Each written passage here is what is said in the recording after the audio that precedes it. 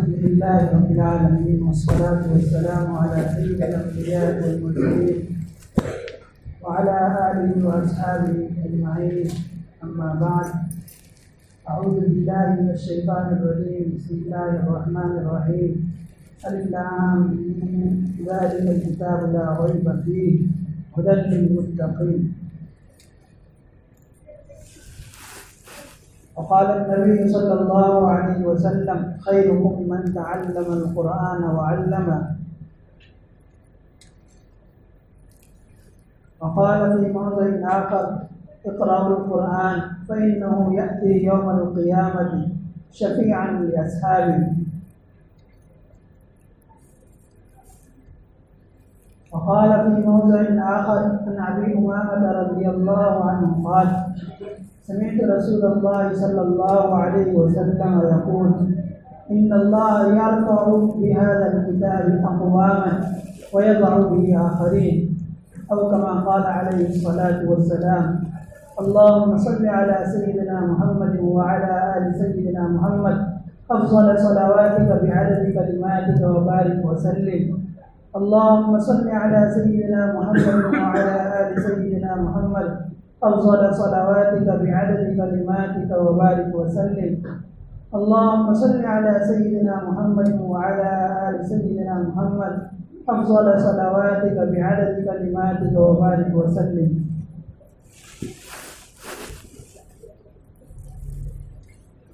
اللہ تعالیٰ نے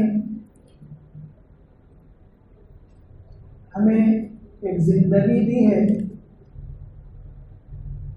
اور اس زندگی کو سنوارنے کا طریقہ بتلانے کے لیے جہاں اپنے بندوں کو، مخصوص بندوں کو بھیجا، وہیں ہماری رہنمائی کے لیے آسمانی دستور یعنی کتاب اللہ بھی نازل فرمایا. ہم دیکھتے ہیں کہ دنیا کے جتنے رائٹر ہیں، جتنے مصنفین ہیں، مؤلفین ہیں، جب کوئی کتاب لکھتے ہیں تو ابتدا میں اور شروع میں لکھتا ہے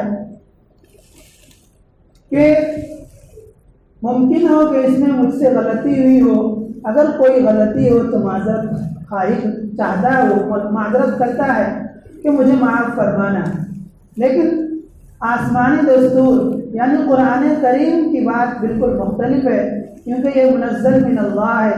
اللہ تعالیٰ کہتا ہے ابتدا میں اور شروع میں: ذالک الکتاب لا ریب فیہ، یہ وہ کتاب ہے جس میں کوئی شک نہیں ہے.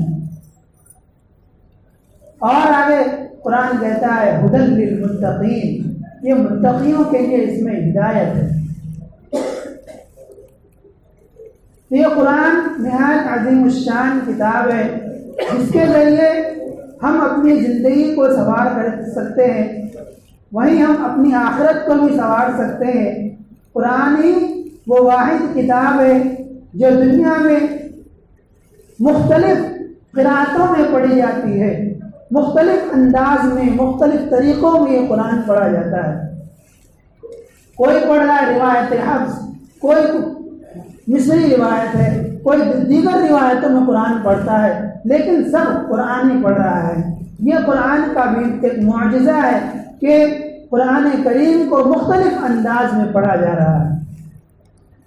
قرآن کریم اللہ تعالیٰ نے نازل فرمایا اور اس میں ہمیں زندگی کے طور و طریقے بتلائے کہ تمہیں کس طرح سے زندگی گزارنی ہے اور تمہارا معبود حقیقی تم سے کیا چاہتا ہے، یہ اس میں درج کیا گیا ہے. اسی لیے قرآن میں اور احادیث میں بھی کہا گیا خیرکم من تعلم القرآن وعلمہ، کہ تم میں بہترین وہ شخص ہے جو قرآن کو سیکھے اور سکھائے. تو جہاں قرآن کا سیکھنا عبادت ہے، وہیں قرآن کا سکھانا بھی عبادت ہے. قرآن کا پڑھنا بھی عبادت ہے، قرآن کا پڑھانا بھی عبادت ہے. قرآن کا دیکھنا عبادت ہے تو قرآن کا دکھانا بھی عبادت ہے. قرآن کا سننا عبادت ہے تو قرآن کا سنانا بھی عبادت ہے. عبادت ہے، عبادت ہے، بلکہ قرآن کو ٹچ کرنا ہے، کوئی ایسی کتاب کی اس کو ٹچ کرنے کا بھی ثواب ہو؟ قرآن کریم ہے جس کو ٹچ کرنا اور دیکھنا بھی ثواب ہے، بلکہ دکھانا بھی ثواب ہے۔ جب رشیا میں وہ لوگ ملحدین قابض ہوئے تو قرآن پر پابندی عائد کر دی تھی، کوئی نہیں پڑھ سکتا، کوئی گھر میں رکھ بھی نہیں سکتا۔ ایک ضعیفہ اور بوڑھی آنے والے مہمان سے پوچھتی ہے کیا آپ نے قرآن کو دیکھا ہے؟ یعنی میری عمر اتنی گزر چکی، اللہ پر یقین ہے 70-80 سال کی ہو چکی ہوں، لیکن میں قرآن نہیں دیکھتا، اگر ہے تو بتائیے۔ تو قرآن کا دکھانا بھی ثواب ہوا۔ اسی طرح سے قرآن کا پڑھنا، پڑھانا، سننا، سنانا، یہ سارا کا سارا ثواب ہے۔ یہ قرآن ہی وہ واحد کتاب ہے جو ہمیں ہماری منزل کا پتہ بتاتا ہے اور ہمیں ہمارا ٹارگٹ بتاتا ہے کہ ہم کس طرح اپنے معبود حقیقی کو پا سکتے ہیں اور اس کی رضامندی کو حاصل کر سکتے ہیں۔ اسی لیے روایتوں میں آتا ہے، اللہ کے نبی صلی اللہ علیہ وسلم نے فرمایا ان اللہ یرفع بهذا الکتاب اقواما ویضع به آخرین، کہ قرآن کریم ہی کے ذریعے بہت ساری قوموں کو اللہ تعالیٰ رفعت و بلندی عطا کرتا ہے، اوج عطا کرتا ہے، ترقی دیتا ہے، آگے بڑھاتا ہے، عزت و دولت عطا کرتا ہے، اور قرآن ہی کو چھوڑنے کی وجہ سے کسی قوم کو اللہ تعالیٰ پستی اور قعر ضلالت میں دھکیل دیتا ہے، جہاں اس کی کوئی عزت نہیں ہوتی، جہاں اس کا کوئی پرسان حال نہیں ہوتا، صرف یہ قرآن ہی کے ذریعے ہے۔ چنانچہ جب قرآن کریم نازل ہوا اور صحابہ کرام رضی اللہ عنہ اجمعین اپنے دلوں میں اس کو بسا لیے، ایک مرتبہ حضرت عمر فاروق رضی اللہ عنہ اسلامی لشکر کو لے کر مکہ کی وادیوں سے گزر رہے تھے۔ پہاڑی علاقہ تھا، پہاڑ کے اوپر ہے، دن کا دوپہر کا وقت ہے، خوب گرمی ہے اور سورج کی تپش تیز ہے، تمازت بڑھی ہوئی ہے سورج کی۔ اس ٹائم پہ حضرت عمر رضی اللہ عنہ رک جاتے ہیں اور دیکھتے ہیں، ادھر ادھر دیکھ کر اور رونے لگ جاتے ہیں۔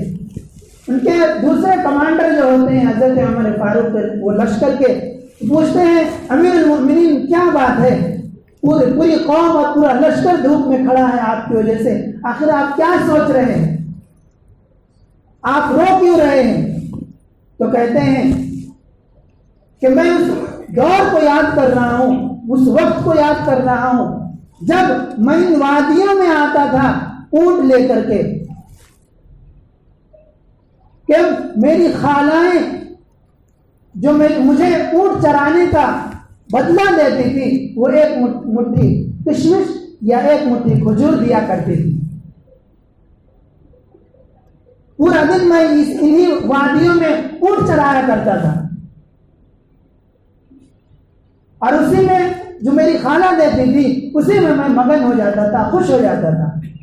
پھر جب اپنے اونٹ میں چرایا کرتا تھا تو جب گھر واپس جاتا تھا شام کو تو میرے والد مجھے ڈانٹتے تھے، عمر تو کیسے زندگی گزارے گا، کامیاب زندگی تو کیسے گزار پائے گا آگے چل کر کے، تجھے ایک اونٹ تک چرانا نہیں آتا۔ وہ دن ہے کہ میرے والد مجھے ڈانٹتے تھے، مارتے تھے اور بولتے تھے عمر تجھے ایک اونٹ چلانا نہیں آتا، تو کیسے ایک کامیاب زندگی گزارے گا۔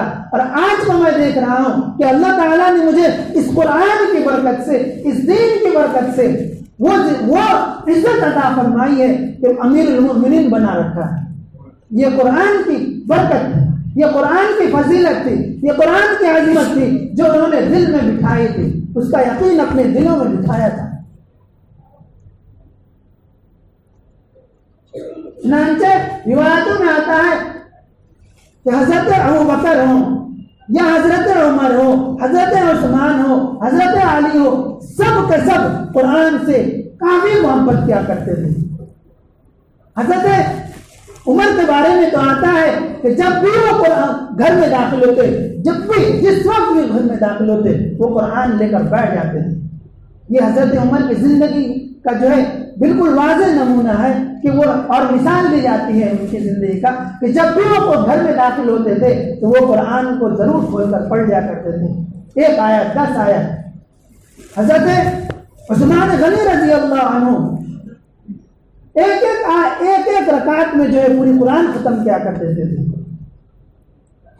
حضرت فاطمہ رضی اللہ عنہ کے بارے میں آتا ہے، بنت رسول ہیں، اللہ کے رسول کی بیٹی ہیں، اتنا بڑا درجہ ہے، اتنی بڑی فضیلت ہے کہ جنت کی سردار ہیں۔ یوں ہی نہیں جنت کی سردار ہو گئی، اپنے عمل کی وجہ سے اللہ کو اس طرح انہوں نے راضی کیا، اپنایا۔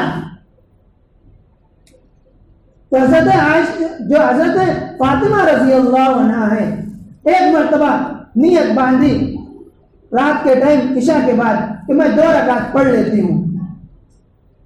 قرآن پڑھنا شروع کیا، پڑھتے پڑھتے پڑھتے پڑھتے بالکل فجر کا وقت ہو گیا، اور صبح کہتی ہیں اسی 2 رکعت میں فجر کا وقت ہونے جا رہا، اور کہتی ہیں اللہ پاک تیری رات کتنی چھوٹی ہے کہ میری 2 رکعت بھی ٹھیک سے مکمل نہیں ہو پا رہی۔ تب جا کر کے جنت کی سردار کہلائی ہیں۔ انہوں نے قرآن کو سیکھا بھی تھا اور اب قرآن پر عمل بھی کیا تھا، قرآن کے ایک ایک پہلو پر عمل کیا تھا انہوں نے۔ صحابہ کرام رضی اللہ عنہم کی زندگی جو ہے قرآنی قصوں سے بھرے پڑے کہ انہوں نے قرآن کو کس طرح سے اپنایا۔ اسی لیے اللہ کے نبی صلی اللہ علیہ وسلم نے فرمایا ان اللہ یرفع بہذا الکتاب اقواما، کہ جس نے اس کتاب کو اپنایا، جس نے بھی، وہ اس کے لیے عزت ہے، عظمت ہے، وقت ہے، بلندی ہے، شرف ہے۔ اور جو قوم بھی اس کو قرآن سے پہلے سے ہی اختیار کیا، ومن اعرض عن ذکری فإن له معیشۃ ضنکا، قرآن کریم میں کہا گیا کہ جو شخص میرے ذکر سے، میرے قرآن سے، میری کتاب سے اعراض کرے گا، پہلے سے ہی اختیار کرے گا، اس کا رزق میں تنگ کر دیتا ہوں۔ آج ہم دنیا میں پریشان ہیں اور مسلمان دنیا میں پریشان ہیں، اسی وجہ سے پریشان ہیں کہ ہم نے قرآن کو چھوڑ دیا۔ وہ معزز تھے زمانے میں مسلمان ہو کر، اور ہم خوار ہوئے تارک قرآن ہو کر۔ وہ قرآن کو اپنانے کی وجہ سے، قرآن پر عمل کرنے کی وجہ سے معزز بنے، مکرم بنے، اللہ تعالیٰ نے دنیا اور آخرت دونوں بنا دی۔ اور جب ہم نے قرآن کو چھوڑا تو ہماری دنیا بھی تباہ ہوئی، ہماری آخرت بھی تباہ ہوئی۔ کیسے یہ تو صحابہ کرام کے واقعات تھے۔ بعد میں آئے کہ حضرت عبداللہ ابن مبارک رحمہ اللہ ایک مرتبہ شام جا رہے تھے، یعنی مسجد اقصی فلسطین کی طرف جا رہے تھے۔ ایک جنگل آیا، ایک بڑھیا کو دیکھا کہ وہ بالکل اکیلے ویران میں ایک جھاڑ سے اوٹ لے کر کے بیٹھی ہوئی ہے۔ ایسا لگتا تھا کہ وہ جو ہے وہ اسی قافلے سے بچھڑ چکی تھی۔ ان کے بیٹے کے قافلے میں وہ، اور قافلہ آگے جا چکا تھا، قافلہ بھی ہوا کرتا تھا 200 300 400 اونٹوں کا ہوتا تھا، اور سارے لوگ ایک ساتھ سفر کرتے تھے تاکہ کوئی ڈاکو اور کوئی چکے جو ہم پر اٹیک اور حملہ نہ کرے۔ چنانچہ یہ بڑھیا بھی اپنے بیٹوں کے ساتھ سفر کر رہی تھی، اور وہ اس قافلے سے بچھڑ گئی۔ جب حضرت عبداللہ ابن مبارک، بہت بڑے اللہ کے ولی، کہتے ہیں کہ حضرت عبداللہ ابن مبارک کا اگر ذکر بھی کیا جائے تو اللہ کی رحمتیں نازل ہوتی ہیں۔ یہ کون ہے عبداللہ ابن مبارک؟ حضرت امام بخاری رحمۃ اللہ علیہ کے استاد ہیں۔ امام بخاری شریف سنے ہیں نام آپ لوگ؟ اصح الکتاب بعد کتاب اللہ کی کتاب یعنی قرآن مجید کے بعد سب سے صحیح ترین کتاب بخاری شریف ہے۔ اس کتاب کے لکھنے والے، جمع کرنے والے کے استاد ہے عبداللہ ابن مبارک، جن کو امیر المؤمنین فی الحدیث کہا، حدیث میں امیر المؤمنین کا درجہ رکھتے تھے۔ ان کی بہت بڑی فضیلت تھی۔ ان کے بہت سارے کرامات بھی تھے. ایک مرتبہ حج کو جا رہے تھے, راستے میں ایک بچی کو دیکھا کہ وہ کوڑے دان پر کچرے کے ڈبے سے ایک مری ہوئی چڑیا اٹھا کر کے لا رہی ہے. پوچھا بیٹے تم اس کا کیا کرو گے؟ کہا میری ممی ہے اور میرے بھائی ہیں, بھوکے ہیں, ان کو میں کھلاؤں. کیوں آپ کے گھر میں کھانے نہیں ہیں؟ نہیں ہے کھانا. حضرت عبداللہ ابن مبارک جتنی اشرفیاں اور جتنے پیسے حج کے لیے لے جا رہے تھے سب وہاں سے جو وہیں ان بچی کے گھر جا کر دے دیے اور وہیں سے واپس ہو گئے اپنے ملک کو. حج کا زمانہ گزر چکا. جب حج کا قافلہ ان کے گاؤں آیا تو لوگوں نے کہا کہ حضرت آپ کو میں فلاں مقام پہ مینا میں دیکھا ہوں, آپ کو مزدلفہ میں دیکھا ہوں, آپ کو کعبۃ اللہ میں اور حتیم کے پاس دیکھا ہوں.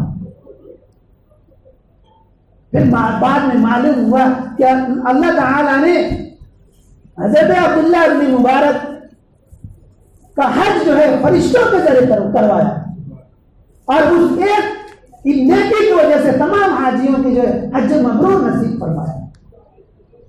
یعنی تمام حاجیوں کا حج مقبول. اس سے ہمیں کیا سبق مل رہا؟ حج اہم نہیں ہے, اہم ہمارا معاشرہ ہے, ہماری سوسائٹی ہے.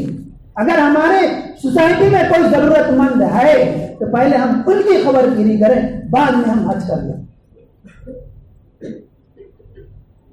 کل کا واقعہ ہے, کل کا. ایک مسلم عورت, ان کے خاوند کو 2 دن جو ہے بھتہ نہ ملنے پر, یعنی جو کام کرتے تھے اس کا پیسہ نہ ملنے پر ان کے پاس کھانے کو کچھ نہیں. 4 بچے ہیں, بلکہ 6 بچے ہیں, کھانے کو کچھ بھی نہیں. روزہ کی حالت میں سوسائڈ کر دیا. مسلمان گھر کی بات. ہماری اتنی ساری تنظیمیں کہاں ہیں؟ بہت سارے دعوے کرتے ہیں ہم یہ کر رہے ہیں, وہ کر رہے ہیں, وہ کر رہے ہیں. کیوں ہماری مائیں مر رہی ہیں؟ تو ضرورت اس بات کی ہے کہ ہم اپنی سوسائٹی میں جائزہ لیں کہ کون ضرورت مند ہے, کون پریشان حال ہے, کس کو کس چیز کی ضرورت ہے. ہاں یہ ہوتے ہیں, قرآن میں کہا گیا ہے کہ لا يسألون الناس الحافا. بعض فقراء اور مساکین ایسے ہوتے ہیں کہ ان کے کپڑے تو بتاتے ہیں کہ یہ مالدار لگتے ہیں, لیکن حقیقت میں وہ مالدار نہیں ہوتے. ہاں ان کی یہ خاصیت یہ ہے کہ وہ کسی سے چمٹ کر نہیں مانگتے, جس طرح سے سڑکوں پر یا مسجدوں کے پاس مانگتے ہیں اس طرح سے نہیں مانگتے. تو ہم ایسے لوگوں کو ڈھونڈیں, نکالیں اور ان کو تلاش کر ہم اپنی زکات دیں یا اپنا صدقہ دیا کریں. تو حضرت عبداللہ ابن مبارک رحمہ اللہ شام کی طرف جا رہے تھے, اس بڑھیا کو دیکھا تو کہا, ان سے پوچھا کہ آپ کون ہیں؟ تو کہتی ہیں وذکر فی الکتاب مریم. پھر آگے پوچھتے ہیں حضرت عبداللہ ابن مبارک اس گڑیا سے کہاں سے آئی ہیں؟ تو کہتی ہیں سبحان الذی اسری بعبدہ لیلا من المسجد الحرام الی المسجد الاقصی. یعنی قرآن کے الفاظ میں وہ بات کر رہی ہیں. حضرت عبداللہ ابن مبارک بھی اللہ کے بہت بڑے ولی تھے, سمجھ گئے کہ مسجد حرام سے یعنی مکے سے آئی ہیں اور مدینے کی طرف جا رہی ہیں. سبحان الذی اسری 15 پارے کے شروع میں جو واقعہ معراج یہی تو بیان کیا گیا حضور کے بارے میں کہ مسجد حرام سے مسجد اقصی کی طرف گئے. تو وہ قرآنی الفاظ میں جواب دے رہی ہیں. وہ پوچھ رہے ہیں اما جان آپ کون, کہاں سے آئی ہیں اور کہاں جا رہی ہیں؟ تو کہتی ہیں من المسجد الحرام الى المسجد الاقصى الذي باركنا حوله بنوره. یہ قرآنی الفاظ میں بات کر رہی ہیں. کہتی آگے پوچھتے ہیں حضرت عبداللہ ابن مبارک کہ آپ اکیلی ہیں, آپ کن کے ساتھ یہاں آئی؟ تو قرآن کے پھر 15ویں پارے پڑھ رہی ہیں المال والبنون زینت الحیات الدنیا. یعنی کہہ رہی ہیں قرآن میں ہے کہ مال اور بیٹے یہ دنیا کی زینت ہے, تو وہ کہنا چاہ رہی ہیں کہ میں بیٹے کے ساتھ آئی ہوں. قرآن الفاظ میں بات کر رہی ہیں. آگے پوچھتے ہیں کہ تمہارے بیٹوں کا نام کیا ہے؟ تو کہتی ہیں قرآن کی آیت پڑھتی ہیں جس میں حضرت اسماعیل اور حضرت یحییٰ کا واقعہ ہے. کہ حضرت ابراہیم کہتے ہیں کہ الحمدللہ الذی وہب لی علی الکبر اسماعیل و اسحاق. قرآن میں جواب دے رہی ہیں کہ میرے بیٹے کا نام اسماعیل اور اسحاق ہے. ایک قافلہ نظر آتا ہوا نظر آیا. پوچھتے ہیں کہتے ہیں کہ ان میں تو آپ کا بیٹا تو نہیں ہے؟ تو کہتی ہیں وعلامات وبالنجم هم يهتدون. ستاروں کے بارے میں ہے کہ ستاروں سے لوگ روشنی حاصل کرتے ہیں کہ جس طرح سے ستارے دور سے پہچانے جاتے ہیں میرے بیٹے بھی ویسے حسین و جمیل ہے کہ وہ دور سے پہچانے جاتے ہیں. قرآن کے الفاظ میں بات کر رہے ہیں. حضرت عبداللہ بن مبارک کہتے ہیں کہ یہاں سے لے کر کے میں شام تلک فلسطین تلک بیت المقدس تک مسجد اقصی تک گیا. جو بھی ضرورت پیش آئی جو بھی بات کرنا ہو وہ عورت جو ہے قرآن کے الفاظ سے ہی بات کر رہی ہے. حضرت عبداللہ بن مبارک نے پیشکش کی کہ میری سواری قبول کر لیجیے اور اسی پر بیٹھ جائیے میں آپ کو آپ قافلے تک ملا دیتا ہوں. تو کہتے ہیں قل للمؤمنین یغضوا من ابصارهم ويحفظوا فروجهم. کہہ رہے ہیں کہ مومنوں کو چاہیے کہ وہ اپنی نظریں نیچی کر لیں. اس سے کیا مراد؟ وہ مراد دے رہی ہے کہ آپ سائڈ ہو جائیں میں ان پہ بیٹھ جاؤں. بڑھاپا ہے اور پردے کا یہ حال ہے. جب عبداللہ بن مبارک قافلے میں پہنچے ان کے بیٹوں کے پاس تو ان کے بیٹوں